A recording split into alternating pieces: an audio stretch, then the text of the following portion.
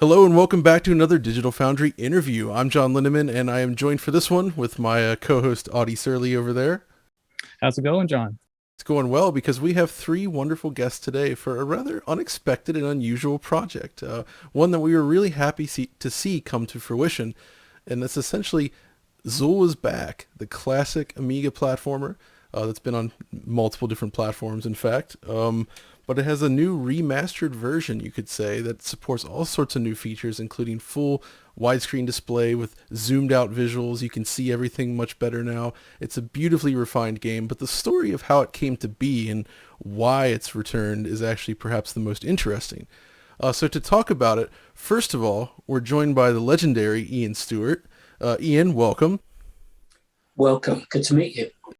It's very nice to meet you. You are one of the key figures behind Gremlin Graphics, of course, which was a powerhouse developer in the UK back in the 80s and even the 90s. And there's so much storied history there. We're going to talk about some of that today. I've been so excited for this because I grew up with Gremlin, and I was so excited, in fact, that I had to go for storage because, Ian, I had to show you that I still kept one of my most prized possessions from my childhood. And I found it after going through like 15 boxes and needing 2 showers because of all the dust. But I wanted to show you that I still have Percy, the potty pigeon. Oh, wow. My original copy from my childhood. And what a game. What a special game. It was definitely eggs he was dropping. You know that, don't you? Oh, of course. Oh, of course. That's exactly why I wanted to play it. But it was very important to me as a kid, and it became very important to me in my life because a certain Ben Daglish worked on this, and he became a good friend of mine throughout my life. So the reason we're here today, of course, is this new remastered version of Zool, which comes to us courtesy of Sumo Digital's Sumo Academy. So I'm joined first by Jake Habgood here. Pleased to meet you. So yeah, I'm Jake Habgood, Director of Education Partnerships at Sumo Digital, and my main focus is the Sumo Academy. That's awesome. And of course, Emma Rogers, who you actually worked on this specific game, did you not? Yes, so I'm one of the programming interns alongside 4 others that worked on Zool Redimensioned. How did this actually come to fruition? I mean, why Zool? It's great to see it back, but I'm just curious, like how this got started and how everything kicked off. Well, I suppose the short story is that we wanted to make a project from a team which was entirely made up of programmers. So we had intern programmers who were learning C++ for the first time, and we needed to make and ship a game within a year as part of their internship. And something like Zool, was perfect for that. So it came with all the graphics. We didn't have to have an artist on the side sort of to create those graphics. We knew what the gameplay was going to be like, and we could just start making the game straight away. So the team actually learned C++, wrote their own game engine, and shipped a game within 12 months. And it's enabled them to go on now and join AAA teams and actually be able to make a contribution to those other kinds of games projects now. So it's been a great way of introducing them to the industry. That's really impressive. That's a great way to kickstart a career, I think, for sure. I mean, how did you feel about getting into this, Emma, in the first place? Were you familiar with Zool in the past, or was this kind of like a fun, kind of new project to jump into here? No, Zool predates me, so I was born in 97. Zool came out in 92, so definitely a bit before my time. But I think it was Jake that wrote the Game Maker's Companion, which was like a how-to guide to recreate Zool and Game Maker. And he gave that to one of the other interns as just like a little side project to say that, have a go, see if you can recreate that in C++. And then it sort of just expanded from there. And then we all got to jump in and have a go. And it was good because we already knew like what the enemies needed to do, what the bosses needed to do. And so as a starting point, we just recreated that as best. That's cool. And Ian, I have to ask you then, how did you feel seeing Zool come back after all these years? And like, at what point were you like even like brought on board or made aware of what was going on here? I'd love to hear your thoughts on this. Well, yeah, it's not complex really. Jake and I have known each other for a very long time. Jake worked at Gremlin, as you probably know, and as did quite a few of the Sumo guys. That's right. I'd worked with Jake at Sheffield Hallam, and he'd been using some of my IPs a few years back So I knew that whatever he did with the IPs that I owned, he would respect them, and that was always key. Now, for me, having the guys at Sumo Digital work on a new Zool project or a remake was an ideal way of reintroducing the character to the market. I've got a relationship with the people at Sumo. They have a relationship historically with the IPs, so it seemed like a very good idea. That's really great. And, I always wondered, it seemed odd that Zool stopped at 2. Like, the momentum got going, you had Zool 2, and then it just kind of went away. So it's pretty awesome to see it come back, I have to say. I guess one of the interesting things I really like about this remaster, and this is actually something interesting about the development, right? Retro style games have become rather popular in the indie space and, in the general game publishing these days, right? And I love that as a game player of classic titles. But often they try to maintain sort of like a similar viewport size and sort of scale that you would have seen with those original graphics, usually in the 320 by 240 pixel range. But one of the key things I think that really helps with this new take on Zool is the fact that you actually did sort of pull the camera back. It's still the same like lower resolution pixel art, it seems, that sort of design, but by pulling it back, you get a much wider play field. And for a game this fast, it really helps, I feel, with the playability and sort of see what's coming up and react to it. At what point did you guys decide to take this sort of approach, and what was it like implementing it? Taking a classic game and making it work in a wider play field. I mean, it's not just a simple thing, right? Pretty early on, it was certainly something we played around a bit. So we tried it a bit more zoomed in, a bit more zoomed out, and we felt that in general, yes, it definitely helped in terms of the gameplay. In the original game, there were so many points at which you were taking a leap of faith just to kind of jump off the screen and hope the platform was going to be there. And it certainly helped the gameplay not to have to do that anymore. But I think also, there's the sort of the graphics themselves, when you put them on a sort of a really crystal clear modern monitor, then, there's a certain point at which the graphics start to look better or worse. And we were trying to find the sweet spot there in terms of the resolution. You've not got the benefit of the kind of old-fashioned TVs that would blur the pixels and provide you a bit of leeway there. I'm curious, Emma, for your team, you're younger, of course. You said that Zool predates you, but the first time you and your younger programmers played Zool to research and such, what were some of the things that you noticed would still work in today and the games that you grew up with and like your sensibilities? And what were some of the things you saw like, oh, we can definitely improve this. This doesn't really make sense anymore. Yeah, I think one thing that we've kept and we really enjoyed is the speed and the ease to play. Like, it feels really nice playing the levels with the slides and the jumps, and you can slide to kill enemies and things like that. And that was one of the things we all really enjoyed. And so we've tried to keep the speed and we've tried to keep that momentum in the game. But as you say, yeah, the zoomed inness of the original was difficult. I mean, I think all of us enjoy platformers, but we've only ever really played modern platformers. So we wanted to bring in the things that we'd expect, like the double jump, which is something I think we all enjoy playing with. And then things like level design, the bits that maybe on reflection we found quite difficult, or we thought maybe there's another path or something like that, that would be maybe better suited, especially with the wider screen. I know some secrets were revealed because we zoomed out, so we had to change the levels slightly in order to keep those and keep it interesting. Did you start like from the original sort of Amiga version? I mean, how did you actually work with those original games, and how much did they actually contribute to the final development? Like, it's always interesting going back to this stuff and actually pulling those old assets out. Especially, I don't know if you guys actually had like old source code or like the original files anywhere, or if it was just done in a different way. We had some of the original sprite art, which was nice because we didn't have to Nice. take any of that out.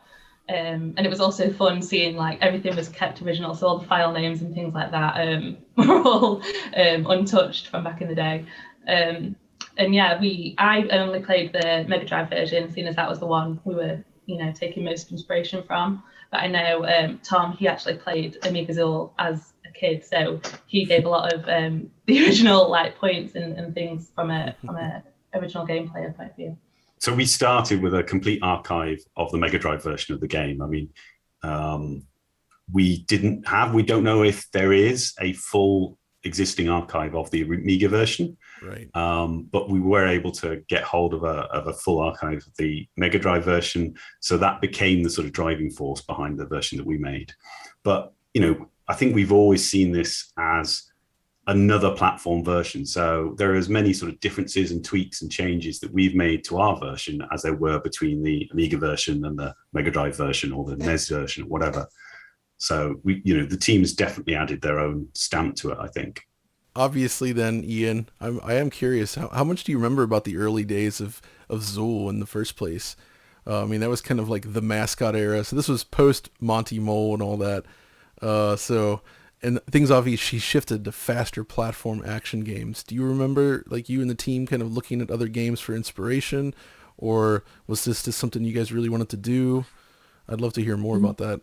Yeah, I think it is 29 years ago, so it's my memory may not be as clear as it could be, but I can remember sitting down for many hours with Aid Carlis and going over the characters, looking at what we wanted from the character and the world he was actually coming from. I suppose our inspiration had to be Sonic at the time. Yeah. And bringing the speed of a game like Sonic to the Amiga platform. Mm-hmm. Now, that worked to a certain degree. Lots and lots of people thought it was too hard. I would have to agree with them, but at that particular time, if you didn't make a game rock hard, then the reviewers would hate it. Oh, they would rip a product to pieces if they could finish it in 10 hours. It needed to have 40 hours of playtime or whatever to satisfy their marks of giving it a good review. We had played so many games, so we had gotten so good. So exactly. The feeling was, we have to challenge these kids that all they do is sit in and play video games all day. That's right. Well, it's I think it's fantastic that this new version is made. It has been changed to the degree that it's really suitable to today's market. People don't have the patience to spend as much time completing a level as they used to back in the early 90s. So how much involvement did you have with the team then? Did you provide feedback? Did you oversee the project a little bit, or did you just leave it to them to improve Zool? Yeah, I left the kids to it. Emma and the guys are far more au fait with what the market needs nowadays as far as the product's concerned.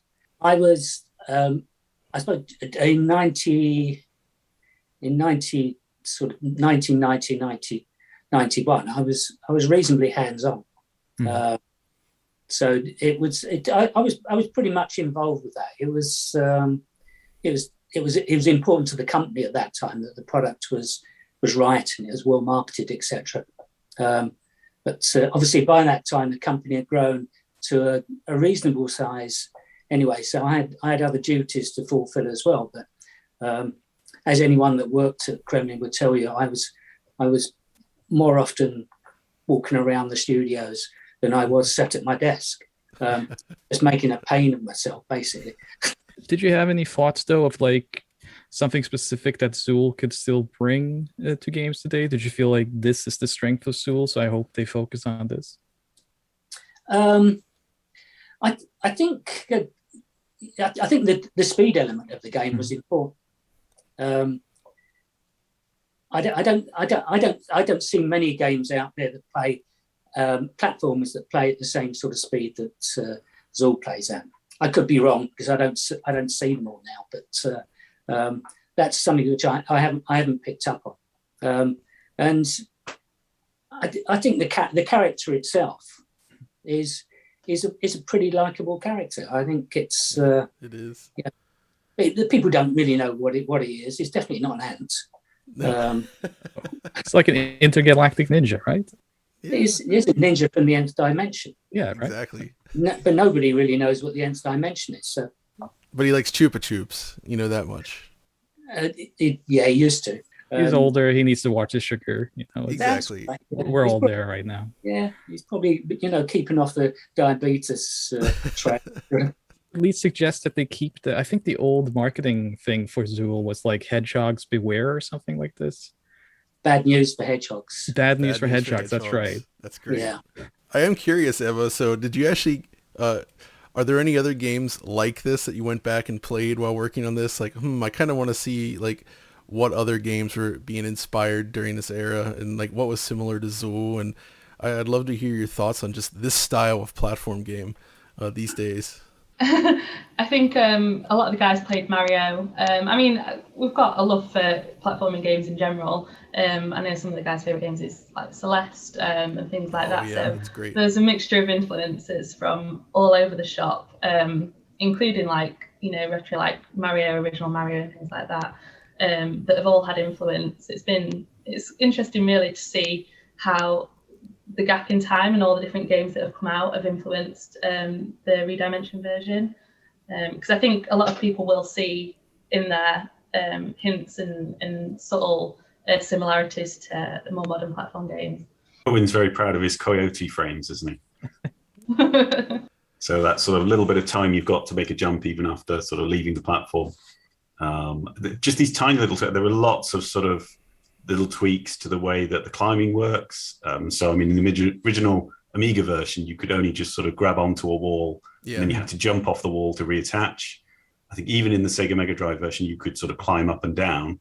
But the way the mechanics work now, you can run up to the wall, attach yourself to it, go straight to the top, jump off without pressing another button. It's all sort of much more fluid.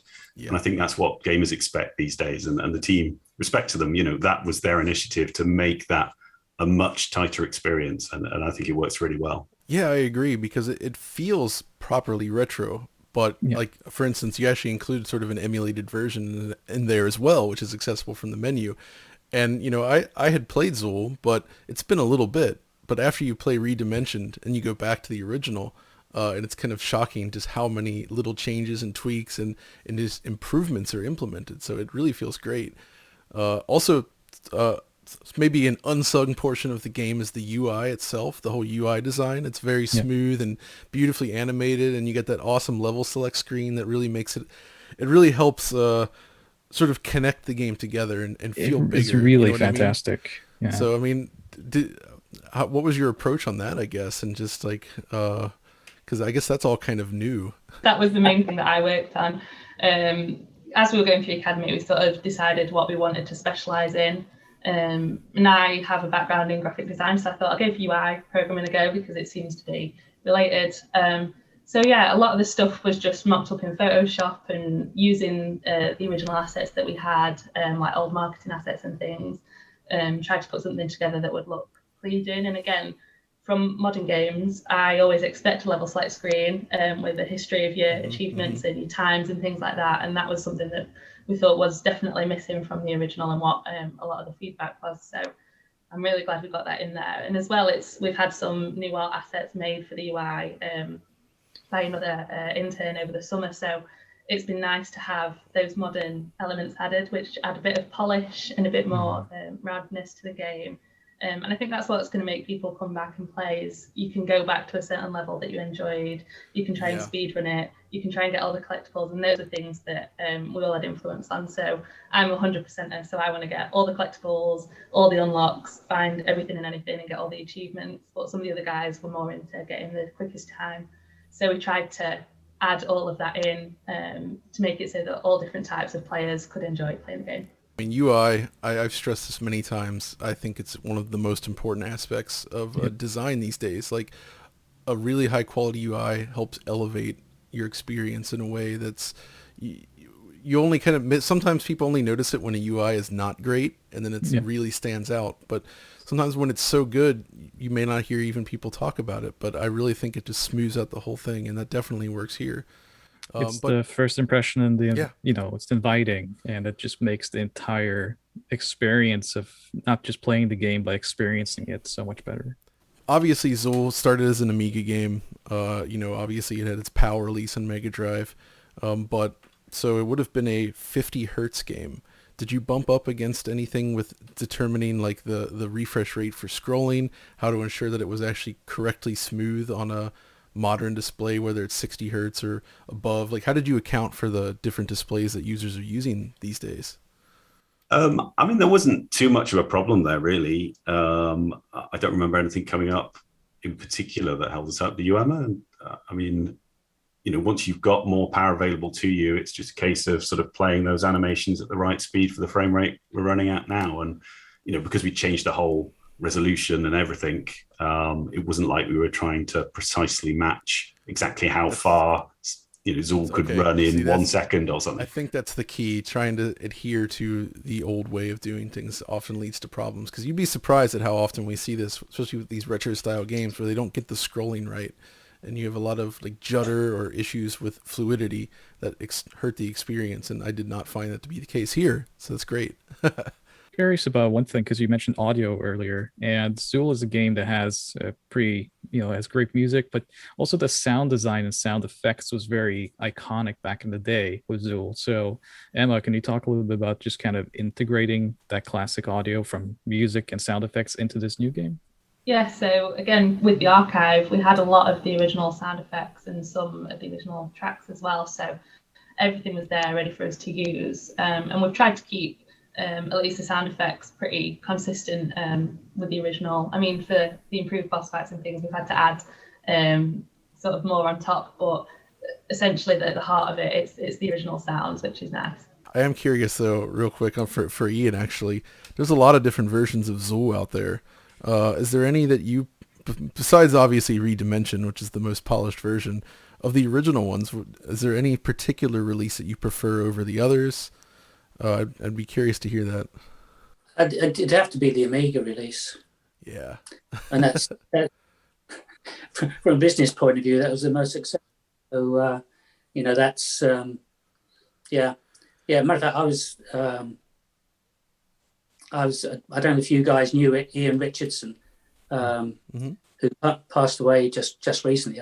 I was at his funeral last week, and bumped into a good number of old friends from the industry, etc., including Kelly Sumner, who was heading up Commodore at the time, and it was Kelly that we convinced to put Zool into the Amiga pack. So it has to be the Amiga.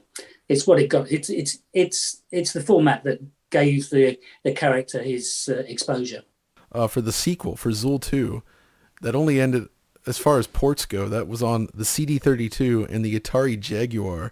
Do you remember how on earth you guys ended up making the game on the Jaguar, given the state of that platform at the time? I mean, I've always wondered about this. Like, how did people get recruited to work on Jag games?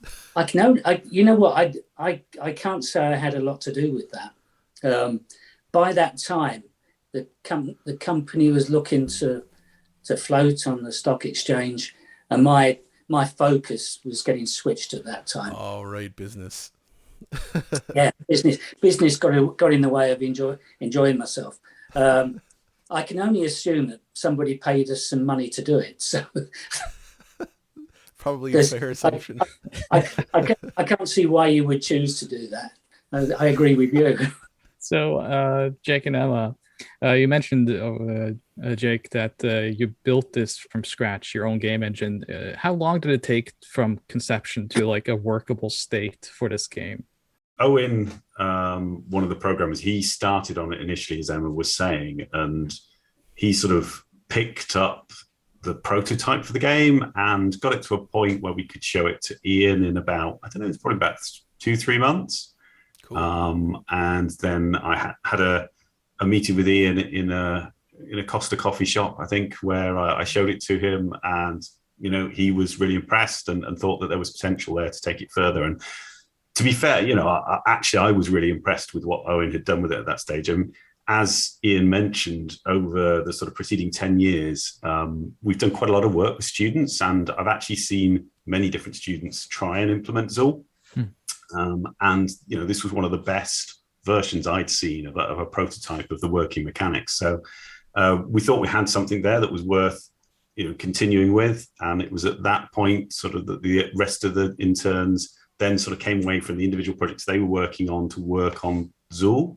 And each of them picked up like a different world to examine the game mechanics from those original worlds and implement all the different enemies from that. And that probably took another 6 months, something like that.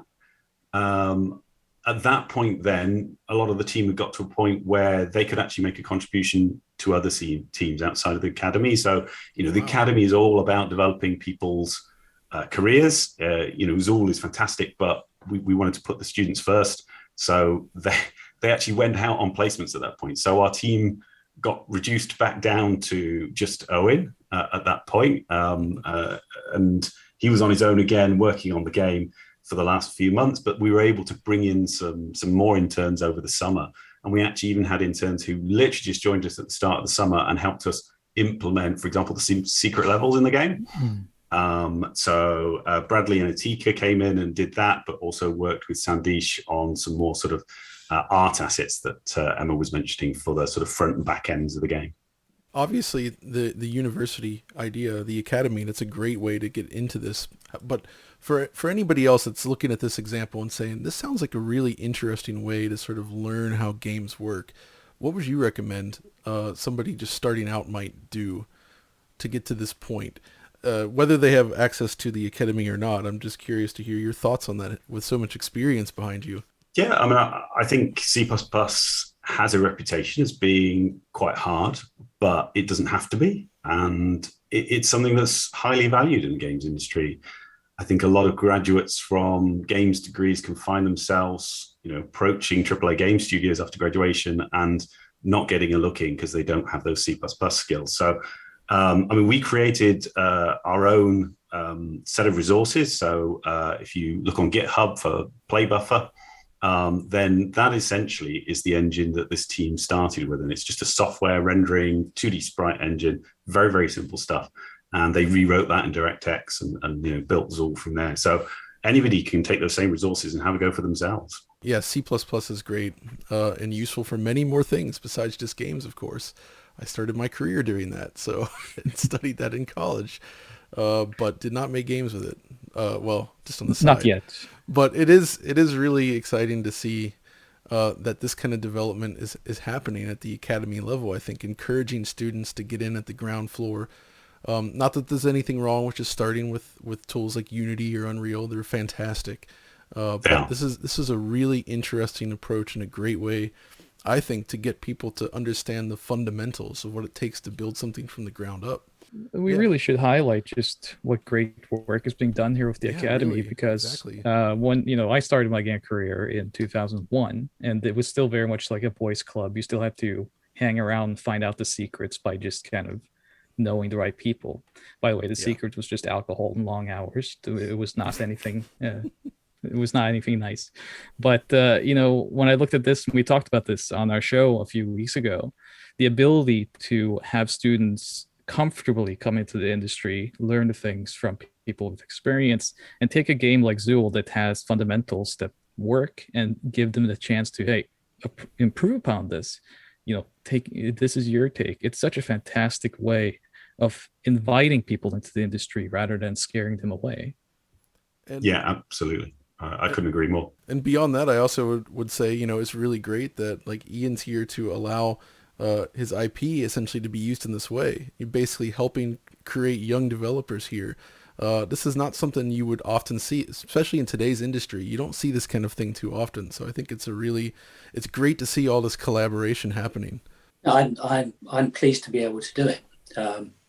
As I say, my relationship with Jake and Sumo is a great one. It really is, and I'm happy to support. Was happy to support Jake at Sheffield Hallam, and I'm happy to support him now. It's awesome. I think Sumo are doing a great job, and it is a great idea starting the academy off. So if somebody wants to get into the academy, by the way, what's the way to go about doing so? So our next sort of cohort of academy apprentices will start in January next year. And they'll be slightly different from the current set of interns. So while the interns have been developing Zool this year, we've also been collaborating across the industry with various studios to develop an official apprenticeship program. So we have now a brand new specification for a level 7 game programming apprenticeship, which didn't exist at the start of the academy. But going forward, that's what we will use for the program. So at the moment, we're just interviewing for our diversity internship program. So we have a specific program set up to encourage underrepresented groups to sort of come in and find out what it would be like to be a game programmer in the games industry, some of the skills involved, what the job would be like. And then that sort of leads into January, when we will have the start of our next cohort for the apprenticeship. So applications for the apprenticeship will open in around September time. And as somebody that went through it, Emma, I have to ask then, first of all, what would you say were perhaps the most significant challenge that you experienced, and also maybe something like the biggest surprise? If you can talk about something like that, like something where you're going through this, you kind of have a rough idea of what you might expect, but then something comes along, a challenge maybe you didn't expect. I'd love to hear your thoughts as somebody that made it through to the other side, basically. Yeah, I mean, I didn't have any idea of what to expect because I'd had no experience in games whatsoever. All of my programming experience was in like RPA or Python or something completely different. So I didn't know what to expect, but I thought it'd just be fun. It was only for a year at the time, so I thought I'll hopefully enjoy it and see what comes out of it. So everything's been a surprise. The hardest bits were learning from nothing, especially remotely. It's been quite difficult to just have online resources rather than someone across the office you can just tap on the shoulder and ask for help. Doing a lot of stuff on your own. I mean, we've got a good support network online, but it's not comparable to just being able to shout across the room, or someone just walk behind you and see that you're struggling, or you've been on the same page for an hour and ask you if you need any help. It's good, but it's not the same. So I think that's been the most difficult, is just asking for help, especially learning an entirely new skill. It is difficult, and only having those like online resources or books or things like that. I'd like to talk to people and get a better idea of what's going on. But surprising, I think being able to ship a game in a year as an intern with no previous experience is incredible and such a valuable opportunity. And as Jake says, it's led to some amazing experiences and some amazing opportunities for all of us. So even just a year is really short in terms of games development, but it's been massive for us, and it's been every day has been a learning day, and we're still learning even now, even at the end of our year. So it's been a fantastic experience all around, being able to ship a game from scratch. 1 second here. You know, we're all lifelong Zool fans here, and we played it, we love it. But when you look back at Zool Redimensioned, what is it that you're proud of looking back at this product now? The things that I can put my name to and be proud to put my name to, so the UI, the main menu, things like that I did pretty much by myself. I mean, some of the art assets and things obviously were helped out, and some help from the other interns, but mostly it was mine, and I can call it mine and be proud to say that. And when anyone asks what I did on that game, I can point at it and be like, I did that. And then the levels, I did a bit of gameplay, which I also enjoyed. It wasn't my main focus, but I did do some of the enemies and things in Toy World. So if you get that far, some of those enemies were me. And again, it's a different spin, and it's something else to look at and a different skill entirely. So everything, we've got such a wide range of experience. Like, how do you reflect on the students' work now? How do you feel about the work they've done? Oh, I mean, it's absolutely incredible. I mean, I've worked, for the best part of a decade on courses where we would teach students C++ over the period of 3-4 years. And we would run master's courses as well. And, without doubt, this cohort of students have learned more in far shorter amount of time than any set of students I've ever worked with before. And their hard work and dedication and just that team spirit was amazing to see them bond over Zool, and the conversations that were going on about, carrots and how they should jump, and the team chat was just mental. But it really got that team to bond over this product, and I think it turned them from individual developers into a proper development team. There's something magical about Zool there, because I've always heard stories that the development of Zool back in the day at Gremlin went very, very smoothly, and it was like a dream development. And then hearing about this as well, it sounds like everything actually went very smoothly as well, and everybody just kind of, worked together and got along, and it's very heartening to hear these stories of the games being made this way. In some ways, it almost reminds me of the old days. It sounds like something from the 80s or 90s in terms of a small team working for just like a year to create something and getting it out the door, and everybody's really proud of it. So it's really awesome to see. I'm sitting here thinking exactly the same, John. And it's, I'm reflecting back on the size of the team that did the original Zool, and the meetings we used to have discussing characters and the gameplay, etc. And it's I'm sort of my head's I'm quite envious as to what these guys have been through, being able to take what we did apart and improve it. I think it's fantastic. It's really good. I can't wait to get together with all of the team and buy them all a drink, because I think they've done a tremendous job. That's awesome. And by the way, in the 80s, we did quite a lot of drinking as well. Let's say you had another chance. Is there any other Gremlin IP where you look back and you're like, I want them to tackle that next? If you had to choose one where you're like, I want the students to tackle this project, is there any dream projects you have? Well, strangely enough, during Jake's final time at Sheffield Hallam, they were working on Hobbs of War reheated with a small team. Well, since a few of those guys finished their courses, and I've got a small team working on looking to complete the product now. So you might see that sometime in the not too distant future. Might start releasing some images fairly soon now. So we'll have to wait and see. I'm very excited about this. Similar approach has been taken with Zool, but a complete graphic refresh as well. What about you though, Jake? Like, when you look at the team now, then what's kind of the next challenge you want to give them? What's the next kind of logical type of game you would see them make? I think we're in a position now where we can start to build on the engine that we've got a little. So it could be that, we will go for a more advanced kind of platform game, but equally, if the opportunity came up to work on something classic, the Monty Mole would be brilliant. I love Monty Mole, and Peter Harrop, the programmer on that, is still a technical director at Sumo. So, that's quite near and dear to us. But yeah, I think to some extent we're all about providing the experience that stretches and develops the students. Yeah. So in a sense, this isn't necessarily from my perspective about saying we really want to do this project, but I have this team of people and I really want to develop them into fully fledged programmers. How do I achieve that? And what's the best project to allow them to do it?